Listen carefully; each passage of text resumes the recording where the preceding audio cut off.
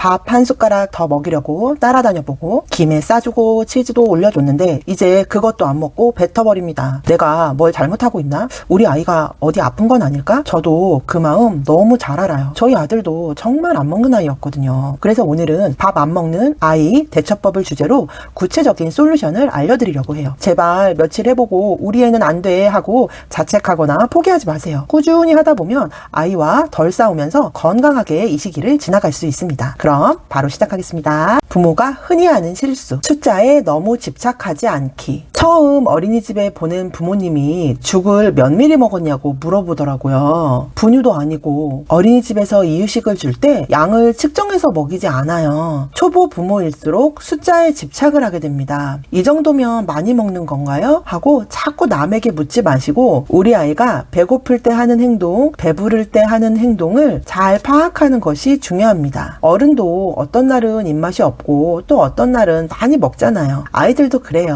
하루 안 먹었다고 너무 불안해하지 마시고 일주일 흐름으로 한번 봐주세요. 오늘 적게 먹었어도 내일 갑자기 잘 먹는 날이 옵니다. 특히 억지로 먹이기 시작하면 오히려 식사 시간이 스트레스가 되기 쉬워요. 한 입만 더 반복하지 않기. 아이들은 배가 부르면 신호를 보냅니다. 고개를 돌리거나 입을 안 벌리거나 숟가락을 밀치거나 장난을 치기 시작하죠. 이제 그만 먹고 싶어요 라는 표현일 수 있습니다. 그런데 부모는 한 입만 더 계속 설득하게 되죠. 하지만 아이 입장에서는 식사 시간이 점점 압박으로 느껴질 수 있어요. 남기는 게 아깝다면 처음부터 양을 줄여주세요. 다 먹는 경험이 쌓이면 아이도 식사에 대한 부담이 줄어듭니다. 협박과 보상은 잠깐만 효과가 있습니다. 다 먹으면 깎아줄게. 안 먹으면 영상 안 보여줄 거야. 이 방법은 순간적으로는 먹힐 수 있어요. 그런데 아이는 점점 먹는 행위 자체보다 보상에 집중하게 됩니다. 식사는 원래 즐거운 시간이어야 하는데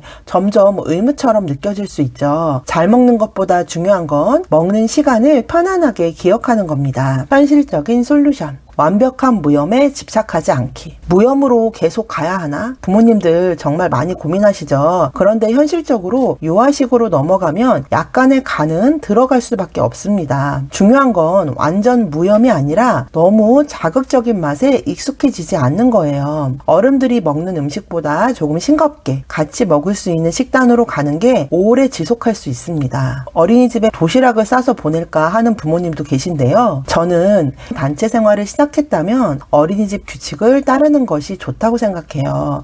아이들은 친구가 먹는 것을 먹고 싶어 하고요. 교사 입장에서도 식사지도 하기가 번거롭습니다. 한 끼 정도 바깥 음식 먹는다고 건강에 해롭다고 생각하지 않습니다. 집에서 무염으로 해주세요. 양을 줄여주세요. 아이 입장에서는 한 그릇 자체가 부담일 수 있어요. 오히려 적게 담고 다 먹었다 하는 성취감을 느끼게 해주세요. 특히 먹는 속도가 느린 아이는요. 먹다가 질려버립니다. 별거 아니지만 우와 오늘은 내가 제일 빨리 먹었네 이런 경험이 쌓이면서 식사 시간이 훨씬 편안해집니다. 삼시세끼 완벽하게 하려고 하지 마세요. 매 끼니 완벽하게 주려고 하면 부모가 먼저 지칩니다. 면 요리도 괜찮고 주먹밥도 괜찮고 빵과 스프 조합도 괜찮아요. 고구마, 단호박, 감자, 계란 이런 거 쪄주는 것도 좋습니다. 한 끼 정도는 부모도 덜 힘들고 아이도 편안하게 먹을 수 있는 메뉴가 필요해요. 육아는 장기전이죠. 먹는 것도 마찬가지예요. 오래 가려면 부모가 지치지 않는 게 정말 중요해요. 공복 시간을 만들어주세요. 식사 시간은 20분에서 30분이면 충분합니다. 안 먹으면 치우고 다음 식사까지 기다려보세요. 그런데 중간에 우유, 과일, 떡뻥, 치즈 이런 게 계속 들어가면 아이 입장에서는 배가 고프지 않습니다. 어린이집에서 밥 잘 먹는 아이들 많죠. 공복 시간이 있기 때문입니다. 가족이 함께 식사를 해보세요. 집에서는 밥을 잘 안 먹는데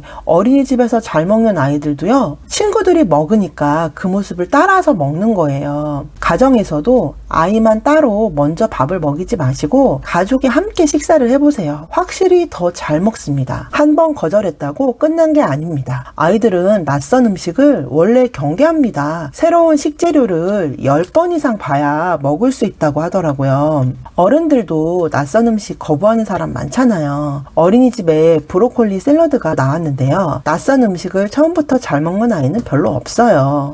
어머, 이거 나무 같다. 귀여워. 선생님이 먼저 먹어봅니다. 그럼 한 아이가 따라 먹어요. 와, 지우가 먹었네. 박수! 이번엔 소스에 찍어 먹어볼까? 하면 다른 아이도 먹어봅니다. 이렇게 하다가 안 먹는 아이한테 우진이도 작은 거 먹어볼래? 하고 권유합니다. 이러면 대부분 먹습니다. 그래도 안 먹을 때는 친구가 포크에 찍어서 먹여주잖아요? 그러면 거절하지 않습니다. 오늘은 냄새만 맡고 내일은 한번 만져보고 그 다음에 한 입 먹어보는 식으로 천천히 익숙해질 수 있어요. 한 번 거절했다고 포기하지 마세요. 그렇게 키워도 크면 불닭볶음면 먹고 그러던데요. 그 말씀도 틀린 말은 아닙니다. 브로콜리 안 먹는다고 병에 걸리는 것도 아니고 브로콜리보다 몸에 좋은 것도 많아요. 대체식으로 주셔도 되죠. 그렇지만 영유아기에는 양육자의 영향력이 크기 때문에 최대한 이것저것 먹여보려는 노력을 해보자는 뜻입니다. 그리고 많이 먹는 것보다 새로운 음식에 도전하는 것, 그 자체를 칭찬해 주세요. 제발 며칠 해보고 우리 애는 안 돼 하고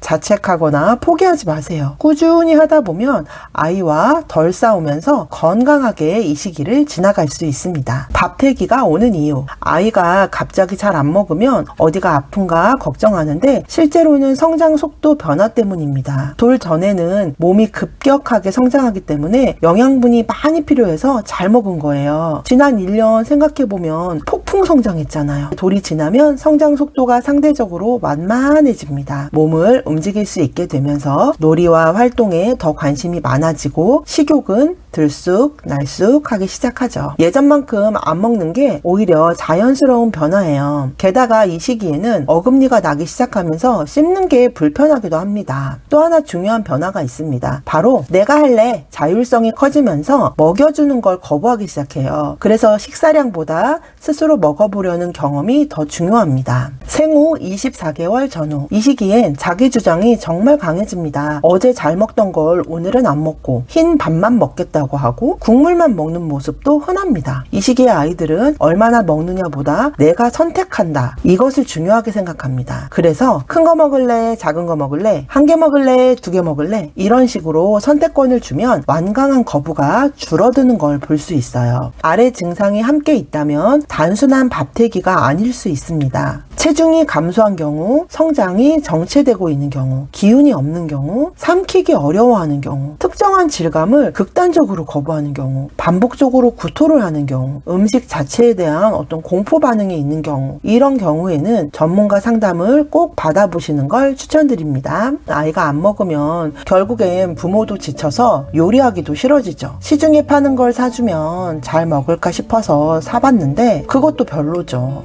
안 먹는 아이를 보면 부모는 자꾸 자책하게 됩니다. 대부분의 아이들은 자기 성장 속도에 맞게 먹습니다. 그런데 지금 부모님이 힘든 건 그만큼 아이를 사랑하기 때문이에요. 오늘도 먹이려고 몇 번이나 다시 차리고 치우고 기다리고 걱정하신 부모님들 정말 고생 많으셨습니다. 중요한 건 식사 시간이 아이에게 스트레스가 되지 않는 것, 그리고 부모님도 너무 지치지 않는 것입니다. 오늘 영상이 부모님 마음에 조금이라도 위로가 되었으면 좋겠습니다. 도움이 되셨다면 구독과 좋아요 부탁드리고요. 더 진솔한 이야기를 나누고 싶으신 분들은 오픈 채팅방으로 찾아와 주세요. 오늘도 영상 봐주셔서 감사합니다.